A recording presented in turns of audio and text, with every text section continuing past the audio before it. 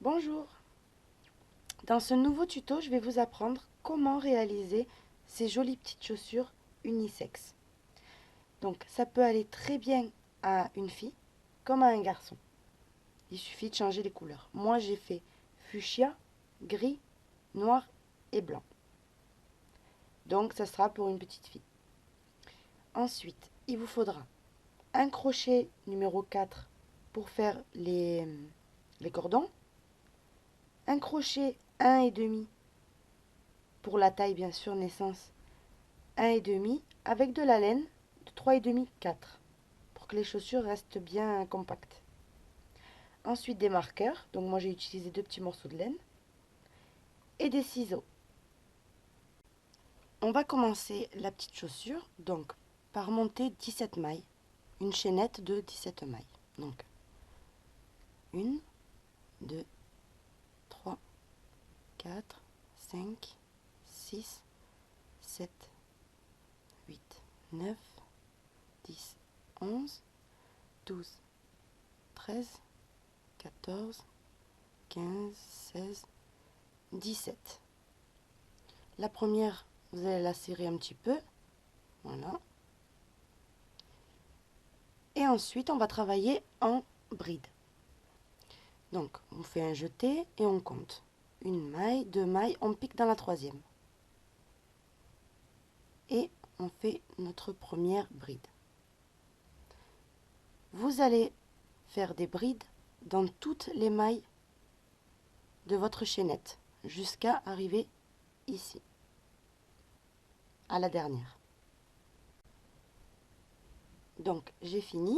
Maintenant, donc j'ai fait 14 brides. Maintenant, dans le petit nœud du commencement ici, je vais faire 5 brides dans le même point. Donc 1,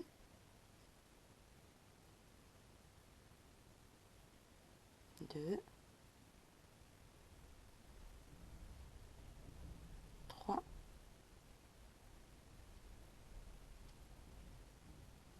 4 et 5. Maintenant, après avoir fait ça, qu'est-ce que vous allez faire? Vous allez continuer à faire l'autre côté de bride.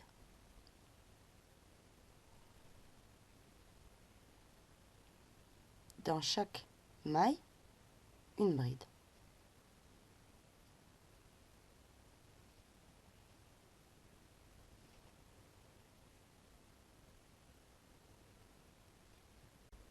Donc je suis arrivée au bout.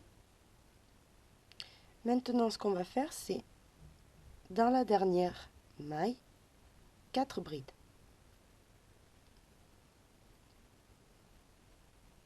1, 2, 3,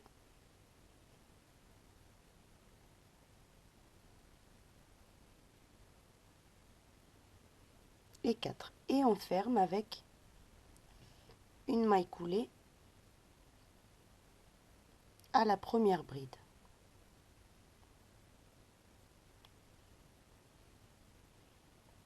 Voilà. Maintenant, on va faire 2 mailles en l'air pour commencer le second rang. Donc 1, 2. Et maintenant, on va faire 14 brides. D'accord? Individuelles sans augmenter. Donc à chaque maille, une bride. Jusqu'à 14. Maintenant, on va faire 5 augmentations. Donc 2 brides dans la même maille. Donc on va commencer une bride et une deuxième dans la même maille. Donc là, on a une augmentation. On va faire une deuxième augmentation. Une et 2. Et encore, vous allez en faire 3 autres. Donc au total, 5 augmentations. Ensuite, vous allez faire 13 brides de nouveau. Donc 1, 2, 3, 4, comme ceci, jusqu'à en avoir 13. j'ai fait mes 13 brides. Maintenant, vous vous souvenez qu'ici on a fait 5 augmentations. Et maintenant, on va finir par 4 augmentations de ce côté-là. Donc, là où je fais le moins d'augmentation, c'est le côté du talon. Parce que le côté talon, c'est beaucoup plus petit que le devant. Donc, on va faire nos 4 augmentations. 2 brides dans la même maille, n'oubliez pas. Une augmentation, 2, et vous allez terminer. J'ai terminé mes 4 augmentations. Maintenant, je termine par une maille coulée. Je fais 2 mailles en l'air et maintenant, on va travailler ici en demi-bride. Donc, on fait un jeté et on va faire des demi-brides. On va en faire 15. Donc 2. J'ai terminé mes 15 demi-brides. Maintenant, je vais faire des augmentations en demi-bride, bien sûr, mais séparées d'une demi-bride individuelle. Donc, on va commencer. Donc là, j'ai fait mes 15 demi-brides. Ensuite, je fais une augmentation, donc 2 demi-brides ensemble. D'accord? Une demi-bride individuelle. Une augmentation, donc 2 demi-brides ensemble. Une demi-bride individuelle. Une augmentation. Une individuelle. De nouveau une augmentation.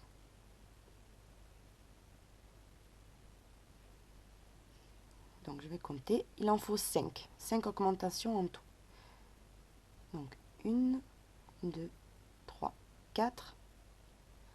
Je fais une demi-bride individuelle et une augmentation. Quand j'ai fini de faire ça, je vais faire 13 demi-brides individuelles. J'ai terminé mes 13 demi-brides. Maintenant, il faut que je fasse 4 augmentations.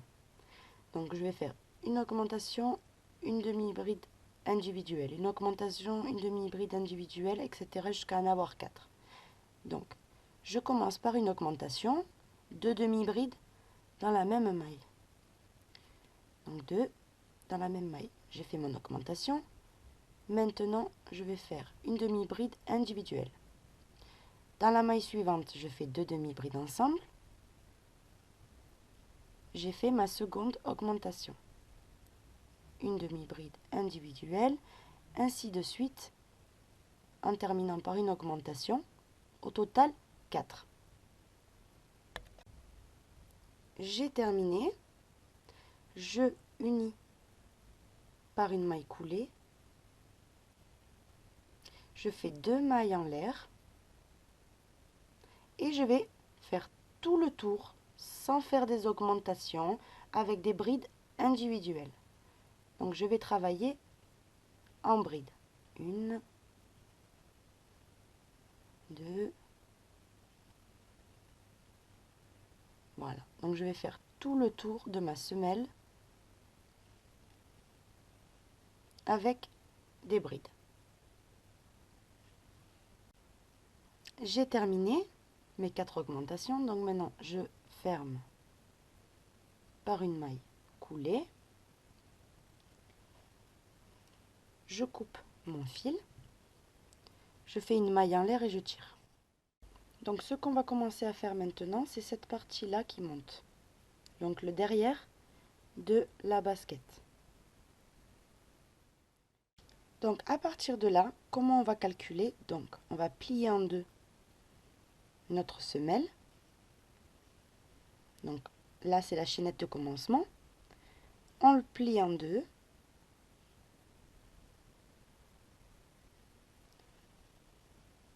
Et on va compter 13 mailles de ce côté, 13 mailles de ce côté. Et on va les marquer.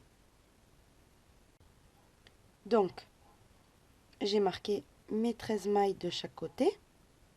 Ok. Maintenant, on va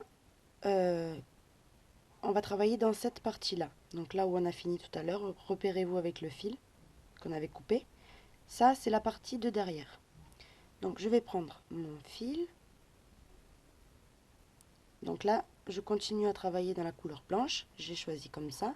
Donc la maille qui est marquée, ben, vous allez piquer dans celle d'avant. Vous prenez votre fil et on va commencer. Je vais le cacher en même temps. Donc je fais une maille en l'air et je vais travailler avec des mailles serrées. Donc une, deux, jusqu'à en fait arriver à la maille qui est juste avant le marqueur de l'autre côté. Ce que je voulais vous montrer aussi, c'est que quand on arrive donc là où on a coupé le fil tout à l'heure, on profite et on le cache aussi. Donc on le tient comme ceci collé à notre rang et on tricote en l'enveloppant lui aussi. On continue et on profite pour le cacher.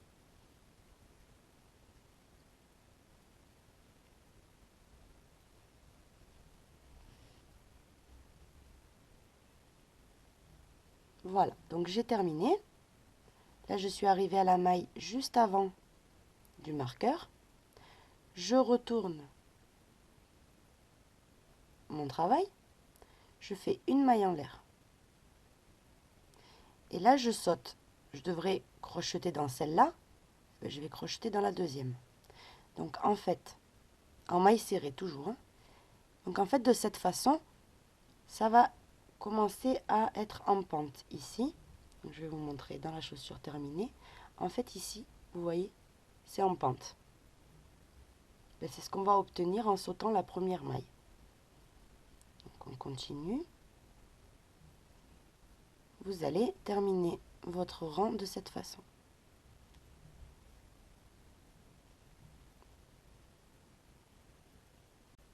J'ai terminé mon second rang. Je commence le troisième, où je vais faire une maille en l'air comme tout à l'heure.